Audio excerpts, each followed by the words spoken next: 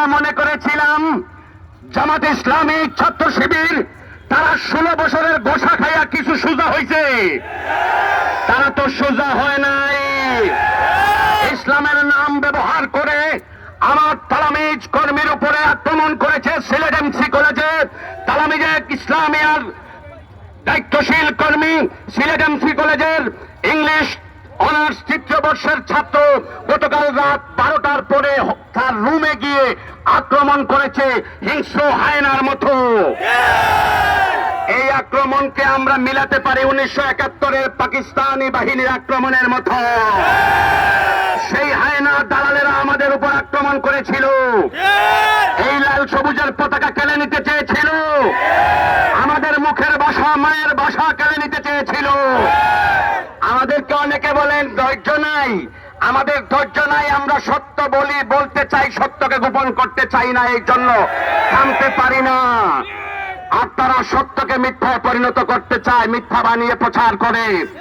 আমি দেখেছি গতকাল রাতে ওসমানী মেডিকেল হসপিটালে গিয়ে আমার কর্মীকে আমি দেখেছি রক্তাক্ত হয়েছে, রডের আঘাতে আঘাতে তালামিজ কর্মী ইংলিশ থার্ড ইয়ারের ছাত্র, অনার্স থার্ড ইয়ারের ছাত্র, তার উপরে কেমন বর্বর আক্রমণ করা হয়েছে নিজ চোখে দেখে এসেছি। রক্ত দেখেছি, রক্ত ছুঁয়েছি, রক্ত ছুঁয়ে একাই নিজের ভিতরে এই সিদ্ধান্ত নিয়েছি, অন্তত যাই হোক ছাত্র শিবিরের এই কুলাঙ্গাররা আর কোনোদিন মানুষ হবে না। এই তো ইসলামের কুলাঙ্গাররা কোনোদিন মানুষ হবে না। শোনেন শোনেন সিলেটবাসী, শোনেন শোনেন শোনেন, এই কথা বন্ধ করো।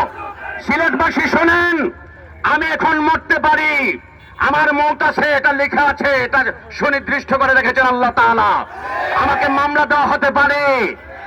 শাহ ফুলতলি আল্লামা ফুলতলি সাহেব কিবলা রহমতুল্লাহি আলাইহি এর কর্মীরা মামলার ভয় করে না। মামলা বাণিজ্যের কথা শুনেছিলাম গত 16 বছরে ফেসিবাদের আমলে, এখন আবার নতুন করে নব্য মামলা বাজরা সৃষ্টি হয়েছে। নব্য মামলা বাজরা মামলার প্রচার শুরু করেছে, মামলা নিয়ে তাদের খাওয়া দাওয়া শুরু করেছে। এখানে আমরা আমাদের জীবনের কোনো চিন্তা করি না, আল্লাহর পথে নবীজির মহব্বতে আমরা সঠিক ইসলামের দাওয়াত দেওয়ার জন্য সর্বদা প্রস্তুত আছে। কথা বলেন ঠিক কিনা? আমার ভাইরা, আপনাদের অনেকের মনে নাই, ঠিক এই জায়গায় দাঁড়িয়ে 2018 সালে বলেছিলাম যে একজন মুদির দাম আমার দেশের একজন ঠেলাওয়ালা রিক্সাওয়ালার দামের চাইতেও কম। তখন আমি বলেছিলাম আওয়ামী সন্ত্রাসী যদি পুলিশের সঙ্গী হয়ে আমাদের এই ছাত্র সমাজের উপর আক্রমণ করে 2018 সালে, আমরা ওই সন্ত্রাসীদেরকে বাড়িতে মারবো, হাটে মারবো, বাজারে মারবো। আজ ঠিক এই কথা রিপিট করছি, এখন নব্য যদি কোনো সন্ত্রাসীর জন্ম হয়, ওই সন্ত্রাসীরা যদি আমাদের তালামিজ কর্মী কি একটা মাদ্রাসার ছাত্র বা একটা কলেজ ইউনিভার্সিটির ছাত্রের উপর আক্রমণ করে, তাইলে জেনে রাখবেন তাদেরকেও আমরা যেখানে পাবো সেখানে শাস্তি করবো ইনশাআল্লাহ।